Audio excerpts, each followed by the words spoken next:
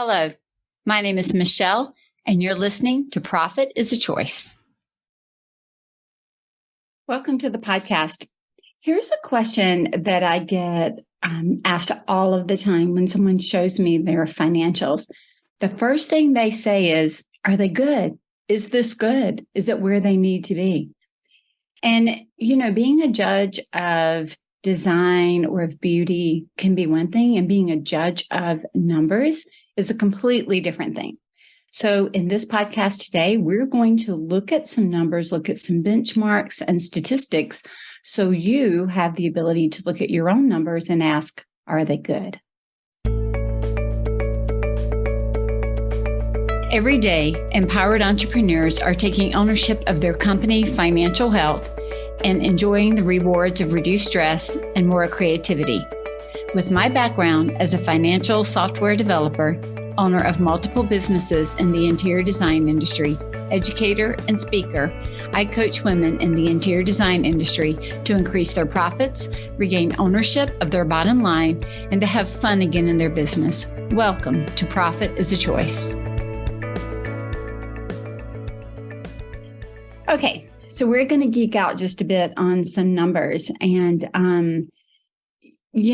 some of you, this may feel overwhelming. It may feel like too much. This actually is going to be a pretty short podcast episode in the grand scheme of things. But I'm going to throw out some numbers and statistics for you, things that I have either found by doing some investigation or by just watching and listening and gathering data from my own clients and those people that I have spoken to. I speak to hundreds of people a year. And then I also see certainly information all over the internet and everywhere like the rest of you do. And so as we look at some of these, I've written some things down, so I'm going to be referring to my notes, but I want to make certain that you hear me when I say, do not listen to this episode and then think about your numbers as if they're right or if they're wrong.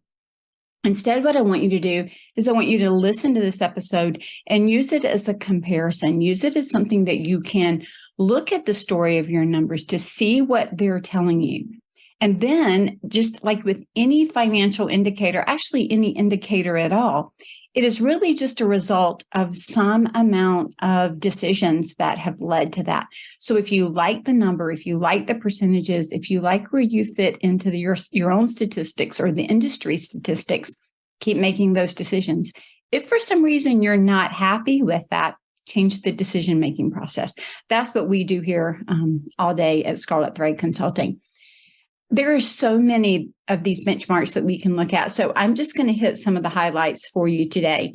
If you want to go deeper on any of these, I want you to just go ahead and head over to my website, scarletthreadconsulting.com, and go ahead and sign up to have a discovery call, because we can talk to you and see if our coaching program is right for you, where we go into even more and more and more depth on a majority of these statistics that we're going to hear. So again, they're just indicators. And first, what I want to do is start by just looking at the industry of interior design. So this is information that I've gotten from a 2022 market research report that I have been working with and looking into. And so here are a couple things. You ready? In 2021, revenue for the interior design industry was $14.5 billion. 14.5 billion. Over the last 3 years, revenue has been growing at an annual rate of 12.2%. I know I've certainly seen that. I've had companies that have that we've been coaching together, they've gone from 1 to 3 million. I mean, that's certainly more than 12.2%. But there has been an uptick. It has almost been difficult, if you have had any level of established business, to not make money over the last couple of years with the way that people have been coming to professionals to say, help me do this. So you're probably all feeling it, seeing it, and could attest to this. 64.9% of companies in the interior design industry are profitable. So what that means is about 35% are not. And profit is considered net profit at the end of the day. Okay. These profitable companies have an average net income of 12.8% of revenue.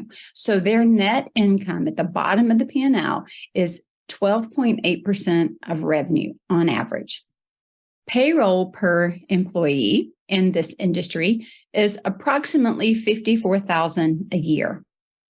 The job of designer pays a mean of $31.59 an hour, with the bottom 10% making $15.66 an hour, and the top 90% pay band paying around $51,024 an hour, which I think I did the math, averages to a little over $100,000 a year. Operationally, employee expenses make up 56.7% of operation expenses. And then properties such as rent or lease is about 5.7% of operating expenses. In addition, outside of that report, here's what I'm also seeing. Cost of goods is running between 40 and 60% of total revenue. And gross profit is also 40 to 60%. You've heard me speak about this for years. I'm still seeing the same thing. Most designers are able to bill approximately half of their working hours if they have assistants. So if you're a designer and you're working 40 hours a week, I'm seeing average billable rates of around 20 hours.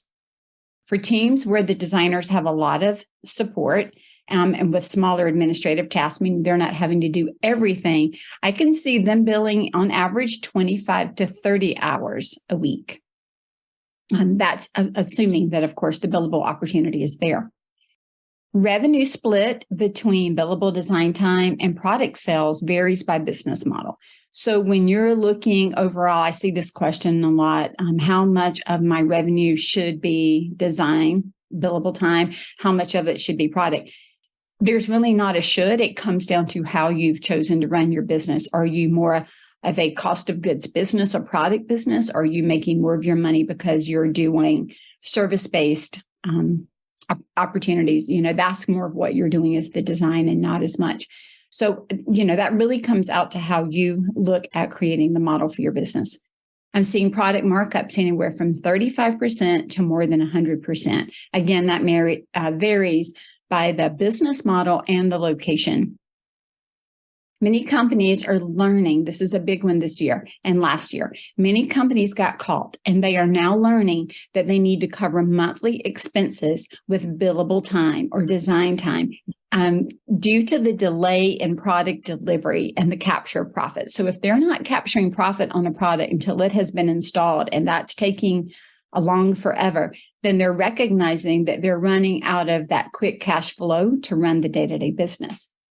Principal designers who also run the company, I'm seeing them bill between 10 and 15 hours a week because the rest of their time is spent on employee management, is spent on the sale cycle or supporting, clients in a different way.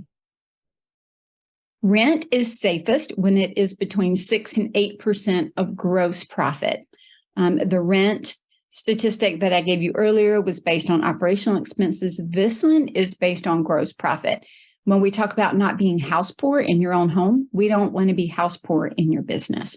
So using gross profit as a measurement is what I do, of course, because of profit first, but also because gross profit is the money that we actually have to run the company.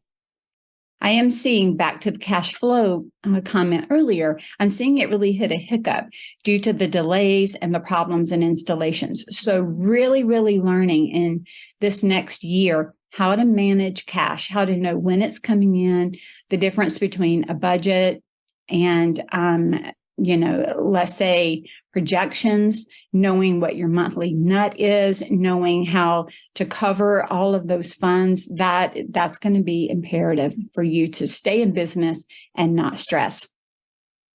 I'm also seeing many companies, due to this growth that they've had over the last few years, start to add in benefits. So they're adding things like 401k match, health insurance and stipends, cell phone reimbursement, and then many are also adding profit shares. As a Profit First certified coach, I do use Profit First numbers as a great place to start in looking at the health of a company. You can certainly find that by Googling it online, grab the Profit First book, or just listen to any of the Profit First specific podcasts that I've done. So one of the things we always do is we look at gross profit or real revenue as the amount of money, if you will, that we're going to break apart to see how we're going to allocate it for the company for the year. We don't always just look at revenue, because especially in an interior design business, revenue could be $3 million, but by the time we pay, for some of our products, when we only have $1 million to run the company, very different to run a company on $1 million than run on $3 million. So as we look at that, we always like to begin with 15% of gross profit or real revenue allocated for taxes.